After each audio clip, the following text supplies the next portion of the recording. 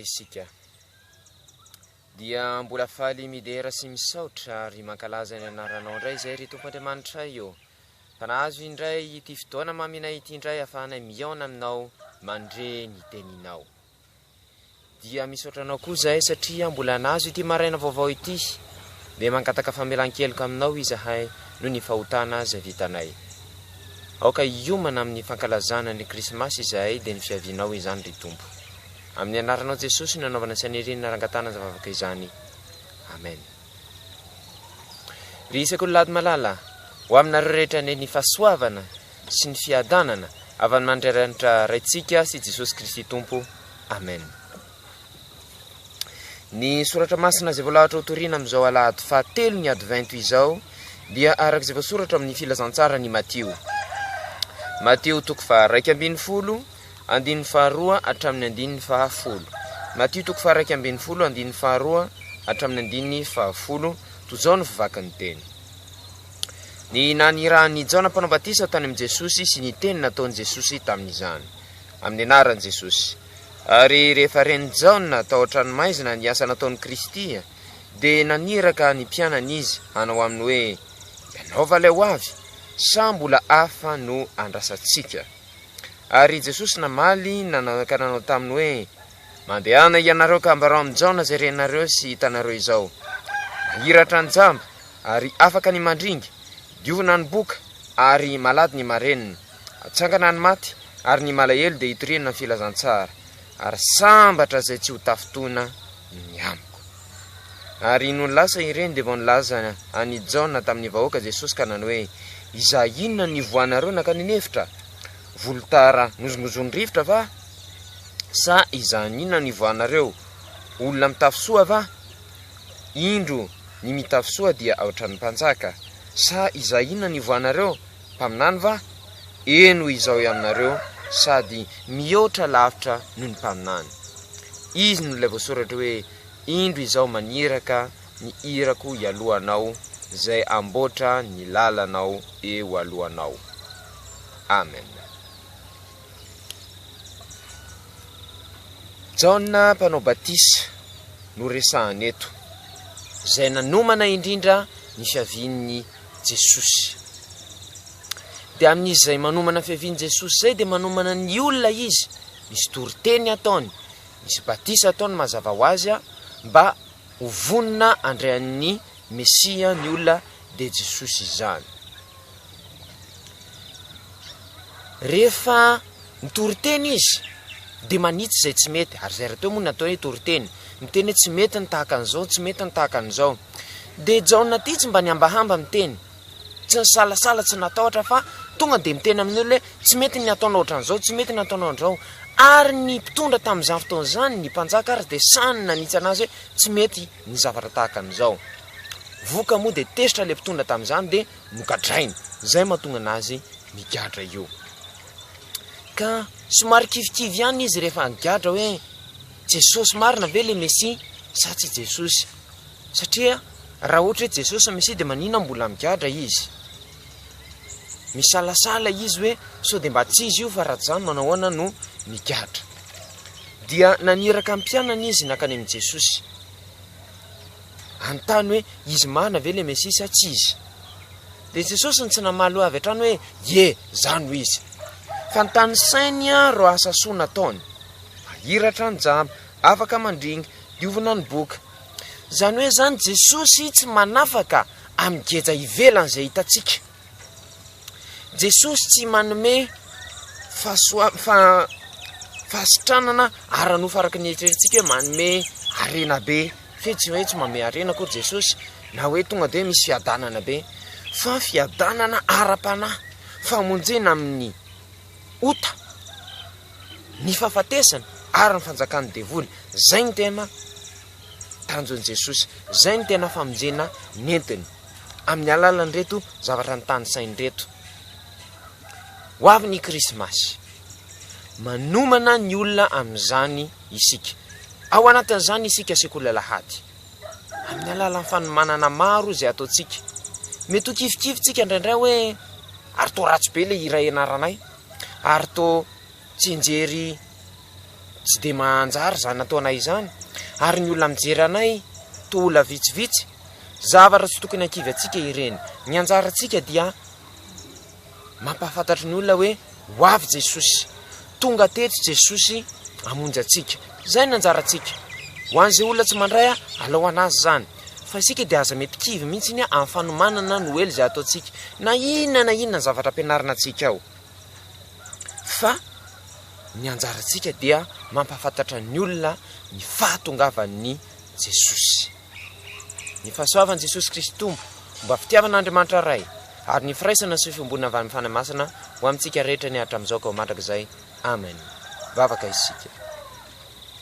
Mila ho kivy tokoa izay ry Tompo indraindray rehefa mahita ny zava-misy eo amin'ny fiainanay. Mila ho kivy izay rehefa tsinotsiniavina izay sekoly alahady, ka mangataka aminao izahay, omeo ny herinao izahay ahafahanay manomana mandrakariva ny Noely dia ny fahatsiarovanay indrindra ny natongavanao teto amonjy anay. Mamindrafo aminay ry Tompo no fahotana izay vitanay amin'ny anaran'i Jesosy no anaovana zavavaka izany. Amen.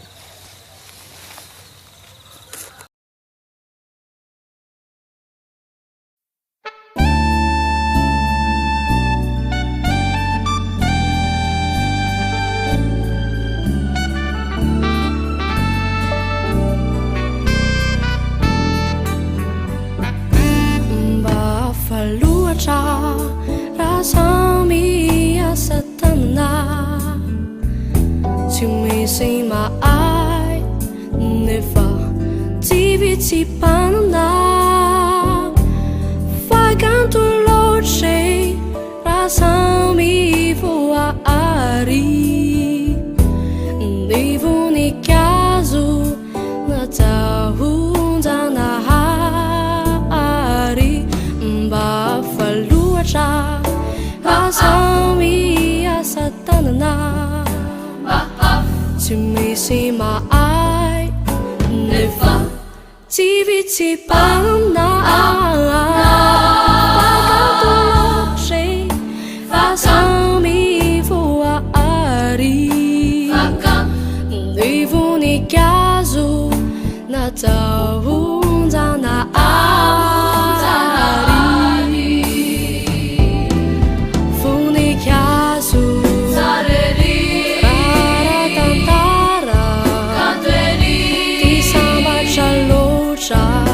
Kasahi ku ambara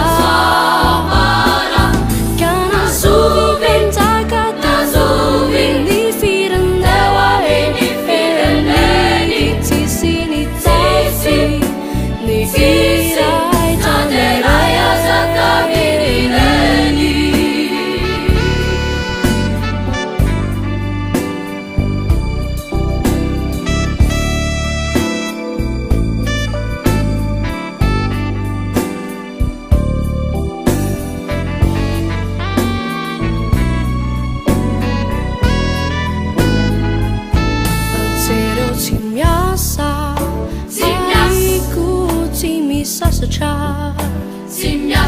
Nefaja veluna Sati tunggal lafasha Izay noarin zanahari Famay kau Kara-kara-ni Funi kazu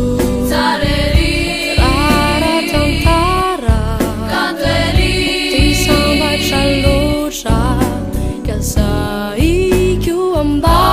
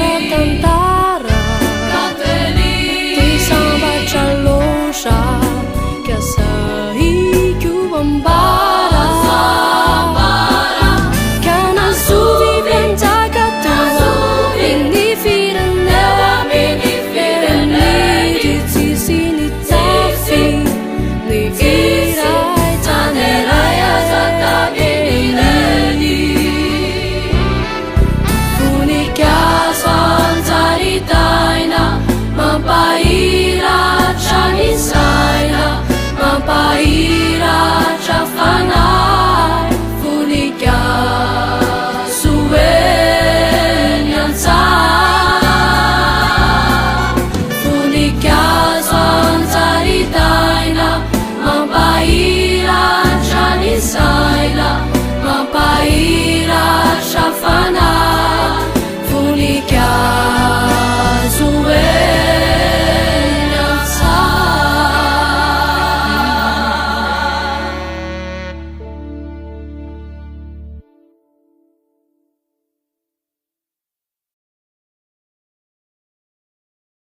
Unissons-nous dans la prière.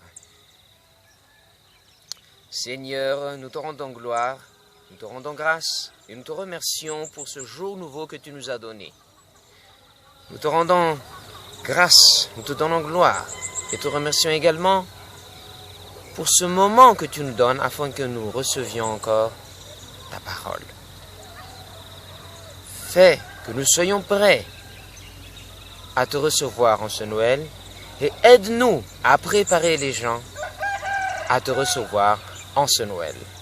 Pardonne-nous les péchés que nous avons commis et en ton nom nous faisons cette prière. Amen. L'écriture sainte qui nous sera donnée en ce 3e dimanche de l'Avent est écrite dans l'évangile de Matthieu. Matthieu chapitre 11, verset 2 au verset 10. Matthieu chapitre 11, verset 2 au verset 10. Voilà ce qui est écrit. Les envoyés de Jean-Baptiste, au nom de Jésus-Christ.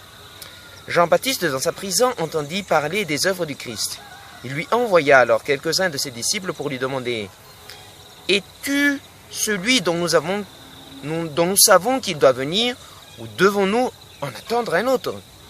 Jésus lui répondit « Allez raconter à Jean ce que vous entendez et voyez. Les aveugles voient, les boiteux marchent, les lépreux sont guéris, les sourds entendent, les morts reviennent à la vie, et la bonne nouvelle est annoncée aux pauvres. Heureux celui qui n'abandonnera pas la foi en moi. » Quand les disciples de Jean partirent, Jésus se mit à parler de Jean aux foules en disant « Qu'êtes-vous allé voir au désert? Un roseau agité par le vent? Non? Alors qu'êtes-vous allé voir? Un homme vêtu d'habits magnifiques? Mais ceux qui portent des habits magnifiques se trouvent dans les palais des rois. Qu'êtes-vous donc allé voir? Un prophète? Oui, vous dis-je, et même bien plus qu'un prophète. Car Jean est celui dont l'Écriture déclare « Je vais envoyer mon messager devant moi, dit Dieu, pour t'ouvrir le chemin. » Amen. Noël approche. Chacun de nous, membres de l'école de dimanche, prépare Noël, que ce soit par des chants, par des poésies, par des petites histoires, scénettes ou théâtrales, comme vous les appelez. On prépare Noël. On prépare la venue du Christ. Quand Jésus était proche d'arriver, Dieu a envoyé Jean le Baptiste pour préparer les gens à sa venue. Alors Jean-Baptiste avait pour rôle de préparer les gens à la venue de Jésus, le Messie, le Christ. Pour cela, il a prêché la bonne nouvelle, il a baptisé les gens et bien d'autres choses. Et pendant son ministère, il s'est fait emprisonner. Pourquoi? Quand il prêche la bonne parole, il n'hésite pas à dire ce qu'il faut faire ou ce qu'il ne faut pas faire. Il dit aux gens de faire ceci ou faire cela pour que les gens soient prêts à recevoir le Christ. Or, il n'hésite pas également à corriger le roi, Hérode. En ce temps-là, c'était le roi Hérode Antipas, et il n'avait pas peur de le corriger. Il a dit à Hérode ce qu'il fallait faire ou ce qu'il ne fallait pas faire. Alors Hérode était très en colère, alors il l'a mis en prison. Ensuite, Jean était un petit peu désespéré. Alors il a dit à ses disciples d'aller voir Jésus et de lui demander si Jésus était vraiment le Christ ou est-ce qu'il ne l'était pas. Parce qu'il était un petit peu désespéré. En d'autres termes, il voulait dire, pourquoi est-ce que je suis encore en prison? Si Jésus était vraiment le Messie, pourquoi il me laissait encore en prison? Alors Jésus ne l'a pas répondu directement en disant qu'il était vraiment le Messie, mais il a dit, les boiteux marchent, les aveugles voient, les lépreux sont guéris, les sourds entendent et tout ça. Il lui a dit tous les miracles qu'ils ont fait pour que les gens croient qu'il soit le Messie, pour que les gens reçoivent le salut. Jésus est venu sur terre pour nous délivrer du péché, de la mort et du joug de Satan. Pas forcément pour donner des biens matériels, comme les richesses ou encore la guérison corporelle tout simplement. Le but dans toutes ces guérisons, c'est que nous savons que Jésus est venu pour nous sauver et nous donner la vie éternelle. Alors, soyons forts, ne soyons pas désespérés comme Jean. Ayons la force et montrons aux gens que Jésus est venu pour nous sauver. Nous préparons notre Noël maintenant. Quelque chose peut nous désespérer. Par exemple, les préparations peuvent être pas comme nous l'espérons, ils ne nous satisfont pas. Les gens qui viendront nous voir en Noël seront peut-être en petit nombre et ça peut peut-être nous désespérer. Les préparations de Noël à la maison seront peut-être désespérantes, comme nous aurons peut-être peu de cadeaux ou les repas peut-être pas comme nous l'espérons également. Ce n'est pas ce qui est important. Nous devons être courageux. Nous devons encourager les gens, préparer les gens pour la venue du Christ. Nous devons montrer aux gens, nous en premier, que Jésus est venu pour nous sauver de la mort, du péché et du joug de Satan. L'important, c'est d'avoir la vie éternelle que Jésus nous donnera, pas la vie sur terre. Que la grâce du Seigneur Jésus-Christ, l'amour de Dieu et la communion avec le Saint-Esprit soient avec vous. Amen. Prions. Seigneur, nous te remercions encore pour cette parole que tu nous as donnée. Beaucoup de choses nous déconcentrent. Beaucoup de choses ne nous font pas orienter vers toi. Ne nous font pas penser aux grands cadeaux que tu nous as donnés. Ne nous font pas penser à la vie éternelle que tu es venu nous donner sur terre. Apprends-nous à encourager les gens. Apprends-nous à préparer les gens pour ta venue en ce Noël. Et pardonne-nous les péchés que nous avons commis. En ton nom, Seigneur, nous faisons cette prière. Amen. Midera si mankalaza ny anaranao Jesosio, Jesosio Midera si mankalaza ny anaranao Jesosio, Jesosio Halleluja, Halleluja Halleluja, Halleluja, Halleluja Halleluja, Halleluja Halleluja, Halleluja, Halleluja Midera si mankalaza ny anaranao Jesosio, Jesosio Midera si mankalaza ny anaranao Jesosio, Jesosio Halleluja, Halleluja Halleluja, Halleluja, Halleluja Halleluja, Halleluja Halleluja, Halleluja, Halleluja Hosanna, Hosanna, Hosanna, Hosanna Midera Hosanna, Hosanna, Hosanna, Hosanna Midera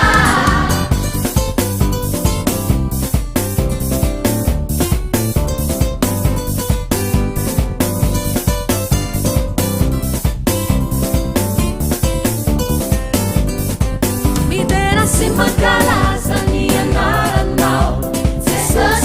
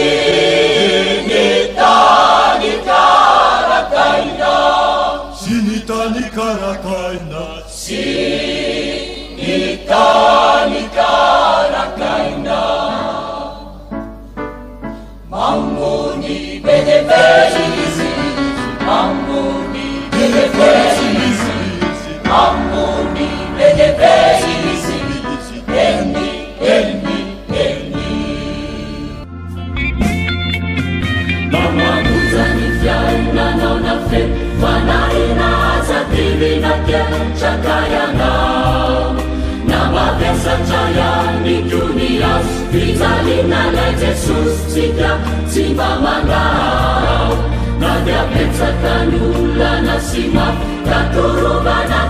uadilifu wa zamu makaresati ujesusi Kristi kaiza walume vitaharana saka sana nana sufina saya pakamanje lucianga liza advana nana piliane dina arive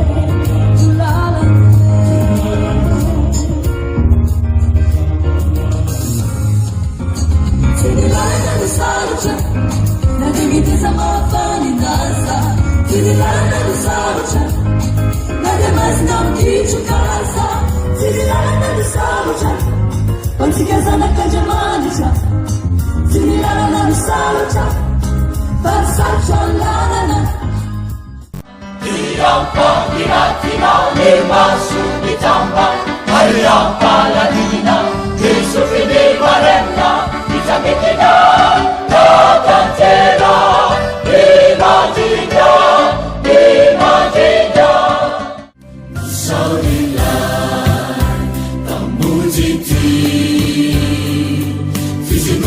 Pagderi singarumiti Antuizi Kamatuki Fatani panjensia Nangeneti Irakinelana Ewasi mata Sikituni na hija Haleluya wasalam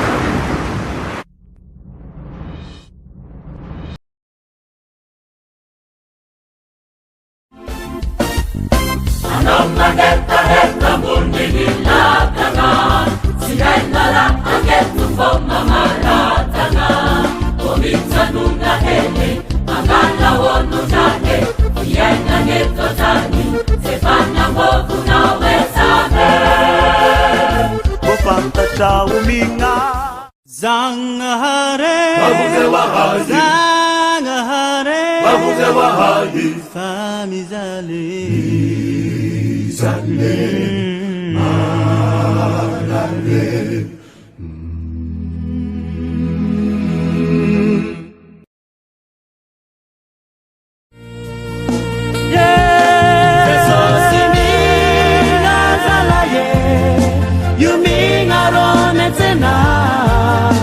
Vaizaroti sayangarano Kosendra ulangano tia Azamanga dekanawo Vaizareka fonga Vaitalala itundrana Difena no watia Falina, etina isa, etini telanda, iyanarana, uda fitalina, sainarutsaka, lialitulina, lifaswavana.